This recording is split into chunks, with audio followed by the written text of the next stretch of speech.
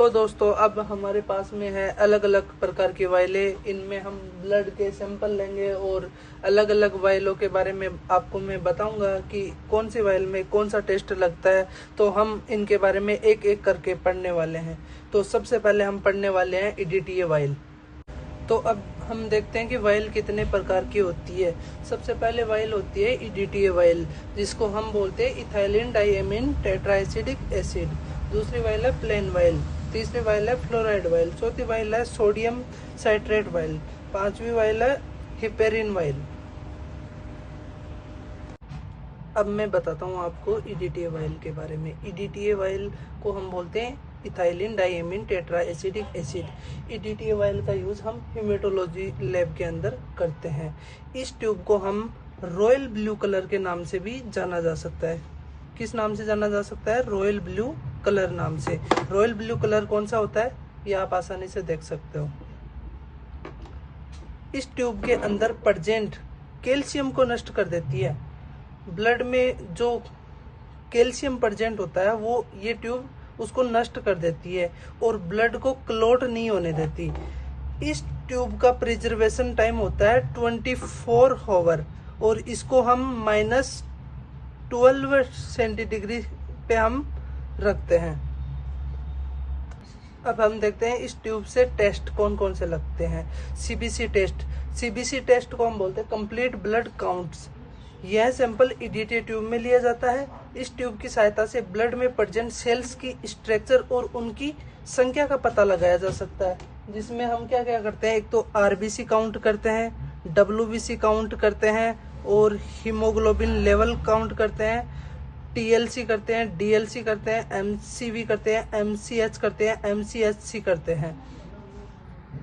इसके अब other test होते हैं AEC टेस्ट। AEC टेस्ट में क्या होता है? Absolute eosinophil count. एक हम इस ट्यूब के द्वारा हम ब्लड ग्रुप लगाते हैं, HbA1c टेस्ट लगाते हैं, ESA लगाते हैं, CBC टेस्ट लगाते हैं और TLC, DLC और मलेरिया पैरासाइट। अब आगे हम देखते हैं पिंक EDTA। पिंक EDTA के अंदर EDTA भरा होता है, जिसको हम पिंक कलर की कैप के द्वारा पहचान सकते हैं। इसके द्वारा हम क्रॉस मैच लगा सकते हैं, ग्रुप एंड सेव कर सकते हैं इसको और कुम्स टेस्ट इसके द्वारा हम आसानी से लगा सकते हैं। अब आती है हमारे पास येलो ट्यूब। येलो ट्यूब को हम बोलते हैं सीरम सेपरेटिंग ट्यूब। इसमें सीरम को अलग किया जाता है। क्या किया जाता है? इसमें सीरम को अलग किया जाता है। इसकी आइडेंटिफाई हम येलो कैप के द्वारा की जाती है। कैसे करते हैं? ये देखो येलो कलर की ट्यूब है। इसमें एक चीज और देखिए कि इसमें जेल भरा होता है, नीचे की साइड जेल भरा रहता है। जब इसको सेंट्रीफ्यूज किया जाता है तो इसमें ब्लड और सीरम को अलग अलग भागों में डिवाइड कर सकते हैं। इस ट्यूब के द्वारा हम सीरम से लगने वाले सभी टेस्ट कर सकते हैं। इसमें दो कंपोजिशन होती है। दो कंपोजिशन कौन कौन सी होती है? एक तो सिलिका पार्टिकल, जिसमें ब्लड को जल्दी जमाने का काम होता है, और एक होता है सीरम सेपरेटर। सीरम सेपरेटर में क्या होता है? ये ब्लड और सीरम को दोनों को अलग अलग भागों में, ये जेल होता है जो है ना, क्या करता है, इनमें ब्लड और सीरम दोनों को अलग अलग भागों में डिवाइड कर देता है। Use of yellow tube. अब येलो ट्यूब होती है, उनका यूज कौन कौन से टेस्ट में होता है? सबसे पहले देखते हैं हम इलेक्ट्रोलाइट। इलेक्ट्रोलाइट में क्या होता है? Sodium, potassium, calcium, iron. इनमें हम क्या करते हैं? ये येलो ट्यूब में टेस्ट लगाते हैं। एक बोन प्रोफाइल होती है जिसमें कैल्शियम PO4 ALP होता है। एक टूमन मार्कर होता है जिसमें PSA होता है, CEA होता है कार्सिनो एम्ब्रियोनिक एंटीजन। एक होता है CA125, एक होता है CA99। एक यूज करते हैं हम इसको टेक्सोलॉजी के अंदर, एक करते हैं इम्यूनोलॉजी के अंदर, एक विटामिन D और एक विटामिन B12 के अंदर इस ट्यूब का हम यूज करते हैं। अब हम पढ़ने जा रहे हैं प्लेन वायल। प्लेन वायल को हम बोलते हैं रेड ट्यूब। इस ट्यूब के द्वारा हम सीरोलॉजी से लगने वाले सभी प्रकार के टेस्ट हम प्लेन वायल के अंदर लेते हैं। इस ट्यूब के द्वारा कौन कौन से टेस्ट लगते हैं वो हम एक एक करके पढ़ने वाले हैं। पहले पढ़ते हैं हम एलएफटी जिसको हम बोलते हैं लीवर फंक्शन टेस्ट। दूसरा है केएफटी जिसको बोलते हैं हम किडनी फंक्शन टेस्ट। तीसरा है लिपिड प्रोफाइल। चौथा है सीआरपी। फिर आता है G6PD जिसको हम बोलते हैं ग्लूकोज 6 फोस्फेट।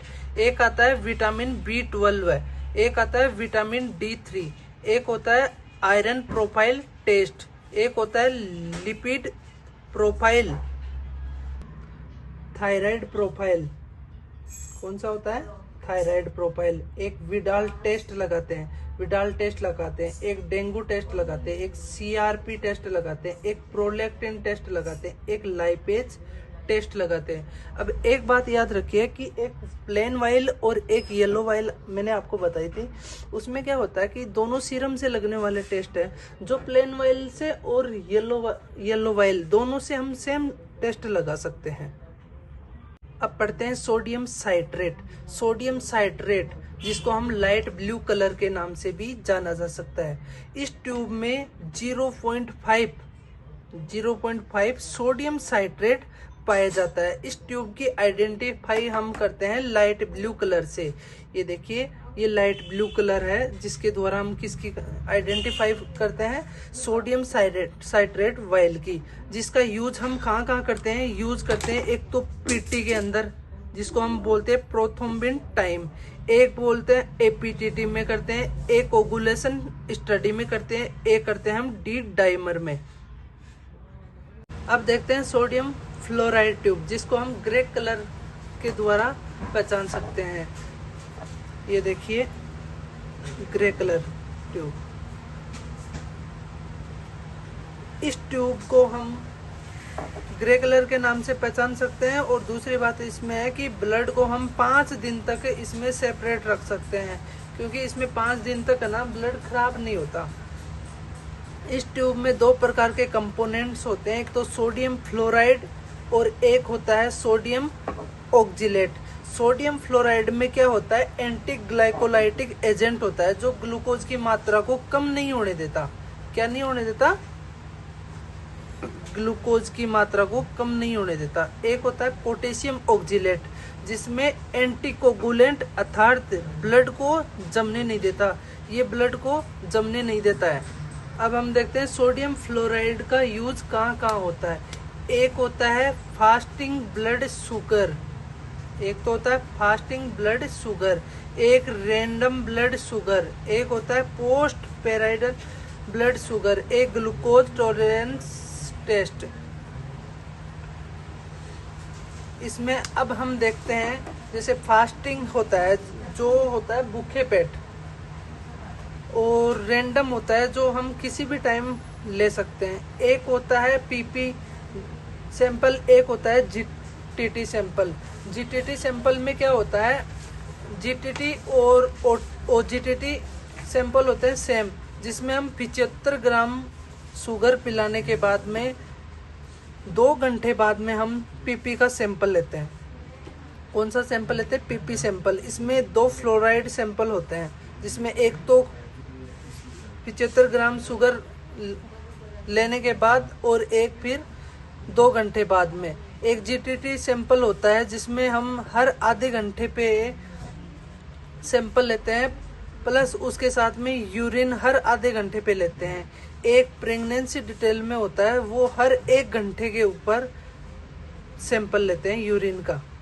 1 घंटे पश्चात यूरिन के 2 सैंपल लिए जाते हैं जब प्रेगनेंसी में जीटीटी सैंपल हो तब। अब देखते हैं हम हिपेरिन ट्यूब। हिपेरिन ट्यूब में क्या होता है? हिपेरिन ट्यूब ग्रीन कलर की होती है, जिसको हम किसके द्वारा पहचान सकते हैं? ग्रीन कलर की कैप के द्वारा। ये डार्क ग्रीन कलर की होती है, जिसके अंदर सोडियम हिपेरिन पाया जाता है, जिसका यूज कहाँ होता है? एक तो अमोनिया टेस्ट में होता है, एक इंसुलिन टेस्ट में होता है, एक होता है इम्यूनोलॉजी टेस्ट में होता है, एक क्रोमोसोमल स्टडी में होता है, एक बोन मैरो स्टडी में। इस प्रकार हम सारे के सारे वायलों के बारे में एक एक करके हमने पढ़ लिया है। तो दोस्तों आपको वीडियो अच्छा लगा हो तो चैनल को सब्सक्राइब करें और वीडियो को शेयर करें अधिक से अधिक।